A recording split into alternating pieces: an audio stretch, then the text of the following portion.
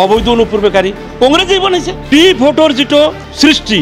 আৰু পোৱালি যোগালে পোৱালি উঠালে কোনে কংগ্ৰেছে মিয়া সমাজ কংগ্ৰেছ মুক্ত কৰিব লাগে নতুন দল সৃষ্টি কৰাও হ'ব পাৰে কিয় নহ'ব প্ৰয়োজনতৰ নতুন দলো হ'ব পাৰে কংগ্ৰেছক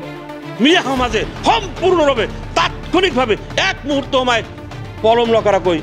কংগ্ৰেছ বয়কট কৰিব লাগে কংগ্ৰেছ মিয়া সমাজৰ পৰা আঁতৰ কৰিব লাগে অসমৰ স্বাৰ্থত ৭২% হৈ কৰিলে কি ভোট বৰ্জন কৰিল হ'ল আৰু এই কাৰ্যটো বিশেষকৈ কৰালে কোনে কংগ্ৰেছে কৰালে মানে কি কংগ্ৰেছে কৰালে মানে এওঁলোকক বিদেশীৰ পক্ষ টানি থিয় কৰালে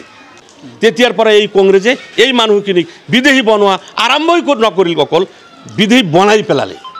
যিটো অবৈধ অনুপ্ৰৱেশকাৰী তাৰ চিনাক্তকৰণ আইন মুছলমানৰ ৰক্ষা কবচ কৈ এওঁলোকক ভয় দেখুৱাই তেওঁলোকৰ ভোট লোৱাৰ যিটো কৌশল অপকৌশল অৱলম্বন কৰি এই গোটেই মুছলিম সমাজক অবৈধ অনুপ্ৰৱেশকাৰী কংগ্ৰেছেই বনাইছে ডি ভোটৰ যিটো সৃষ্টি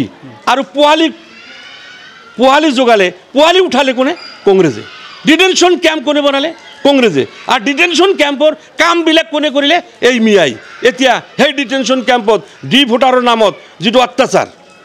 চলিছে সেই অত্যাচাৰৰ মূল নায়ক বা ডিটেনশ্যন কেম্পৰ মূল নায়ক কোন আছিল কংগ্ৰেছে আছিল তো গতিকে এই কংগ্ৰেছেই সেই ব্যৱস্থাপনা কৰি পেলাই তাত অমানৱীয় অত্যাচাৰ হ'ব বুলি ভয় দেখুৱাই ডিৰ নামতেই হওক ডিটেনশ্যন কেম্পৰ নামতেই হওক অমানৱীয় অত্যাচাৰ তাত সংগঠিত হোৱাৰ সম্ভাৱনা নিশ্চিত আৰু সেই ভয় দেখুৱাইও তেতিয়াও কংগ্ৰেছৰ আমাৰ মুছলিম নেতৃত্বই মিয়া সমাজৰ পৰা ভোট লৈছে অসমৰ মুছলমান সংখ্যালঘু নহয় কিন্তু এই সংখ্যালঘু কৈ আজিও এই সংখ্যালঘুৰ মাজত ৫৫ লাখ বাংলাদেশী টকা বুলি গৃহ দপ্তৰ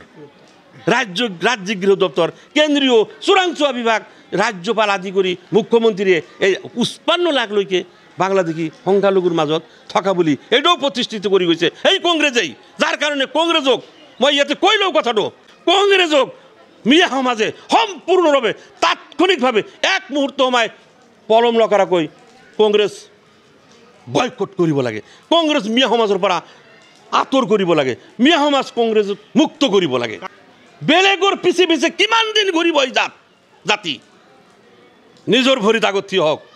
৯ দিনৰ ভিতৰত এই গোলাম উছমানী শুনক ইউএমএফ সৃষ্টি কৰি হিতেশ্বৰ শইকীয়াৰ কোলাৰ পৰা বাহিৰ হৈ আহি ইউএমএফ সৃষ্টি কৰি ৯ দিনত ৭০টা এমএলএ লৈ গৈছে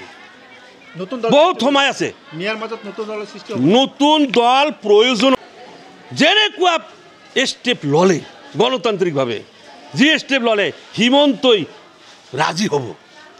তেনেকুৱা প্ৰয়োজনত বাধ্য কৰাব লাগে তেনেকুৱা ষ্টেপ ল'ব পৰা হ'ব পাৰে লাগিব পাৰে নতুন দল সৃষ্টি কৰাও হ'ব পাৰে কিয় নহ'ব প্ৰয়োজনতৰ নতুন দলো হ'ব পাৰে